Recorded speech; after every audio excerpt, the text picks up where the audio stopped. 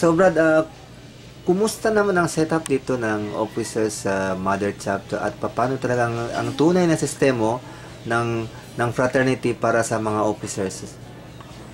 Alam mo bro, Kiram, ang sistema, ever since yung nag-start ang election, we have only one president, one vice president, secretary, treasurer, auditor, PIO.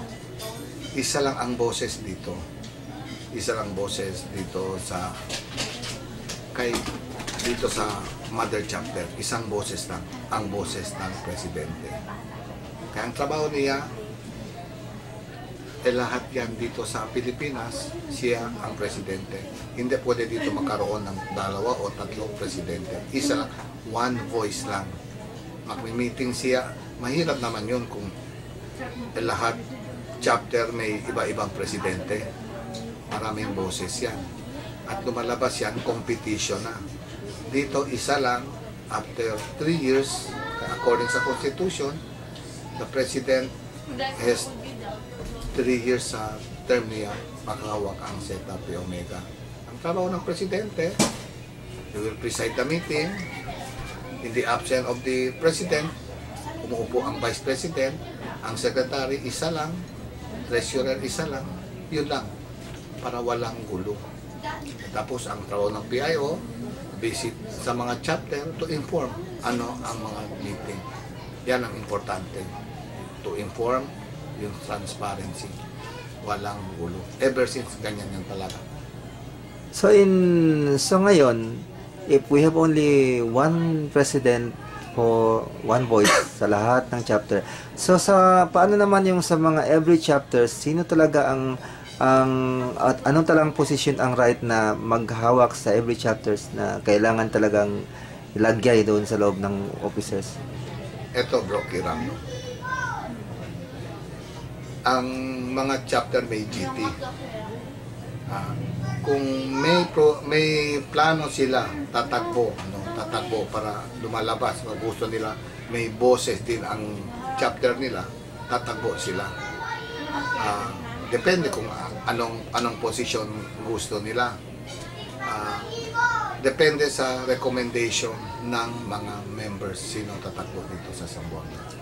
Ewan ko sa ibang lugar, no? Pero sa amin dito, siguro isang pattern lang siguro. Kahit sa inyong lugar siguro, may GT, tapos nakita nila qualified to run for president.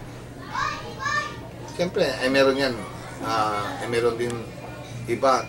Sa amin dito, mga 2 or 3 tatakbo ng presidente.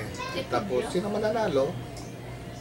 Yung ibang bro, full support din. Hindi man, wala man dito heart feeling sa amin. Dahil bro tayo. Supporta lang, who knows. This year, hindi ka lucky. After 3 years, lucky ka. Ikaw na naman maging presidente. Kaya hindi man siya pwede 2 terms. 1 term ng 3 years, tapos na. Siguro may mga magandang project na. So, kung gano'n, every chapters kailangan GT lang talaga ang maghawak. GT lang talaga. So, how about the MI? Tatanungin ko tungkol sa MI kasi nangyayari ito sa Malaysia, especially in my chapter, na with the absence of MI, tinutuloy nila pa rin yung initiation. So, anong ma-advise mo dun, Founder? If you check, bro, if you check our Constitution and bylaws, in the absence of MI, hindi matutuloy ang initiation. Kaya kung ano mangyayari, hindi pwede masasagot ang GT. Ang trabaho GT, in charge siya sa chapter, while ang MI, in charge siya sa initiation. Meaning to say, if you designate him as MI, Master Initiator, alam talaga siya ang mga step. Yung ba hindi magdesgrasya ang mga recruit natin. Kung ano mangyayari, siya magsagot yan sa initiation. Okay, so tungkol doon sa about the organizer, for example, organizer, pwede bang sisihin ng organizer kapag pumunta siya ng ibang lugar, nag-organize naman siya doon, tapos pumunta na naman siya ng ibang lugar, nag-organize naman siya doon. mali ba yun o tama o pwede ba ganun? So far, no, if we talk about organizer, siyempre sa ibang lugar, hindi pwede magsasabi mo, you organize. Ang pangalan sa iyo, organizer. Kaya hindi ka pwede magsabi, founder, organizer. Ang trabaho ng organizer, to organize from one place to another place. To organize. Still, he has the power. He has the power. For example, ilagay natin, ikaw, you're an organizer. Kahit wala ka sa lugar, yung well-organized na, pupunta ka sa ibang lugar, still, yun power kung ano ang kailangan, ano ang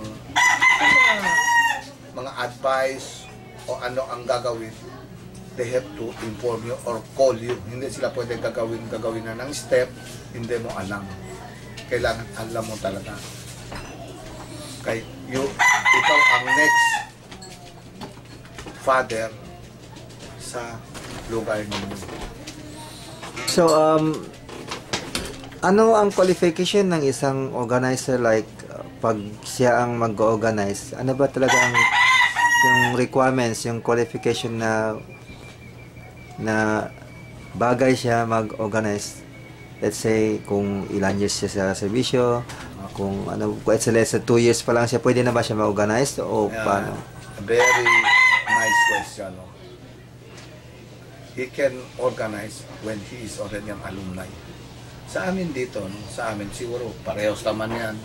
Once you are a member of the Zeta Phi Omega, 10 years, 10 years member, alam mo na ang mga problema sa fraternity, alam mo na paano ang initiation, alam mo na yung mga ano-ano, automatic, you can be a organizer.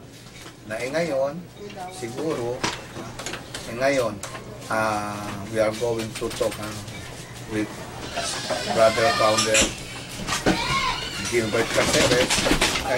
We are going to give a certificate that you are a certified or genuine Zeta Phi Omega and you can organize.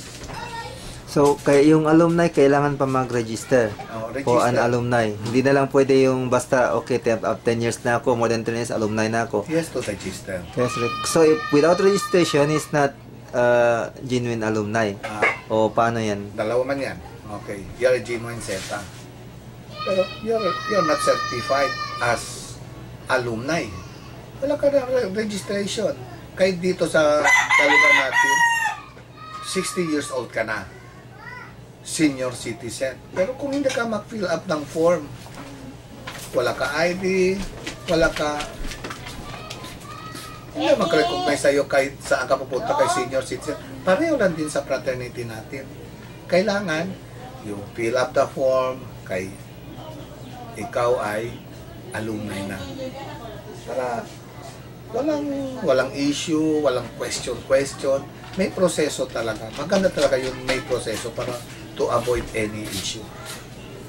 Okay, so it means kung alumni ka na, kailangan ka may ID, may certificate of alumni and registered, and then you doon alumni ko, genuine na alumni ka talaga, no? Ganon ba? Oo. Okay. Ipakita ko ngayon sa iyo paano dito sa Zamboanga ang ID ng alumni, ID ng member. Okay. Ikaw po muna.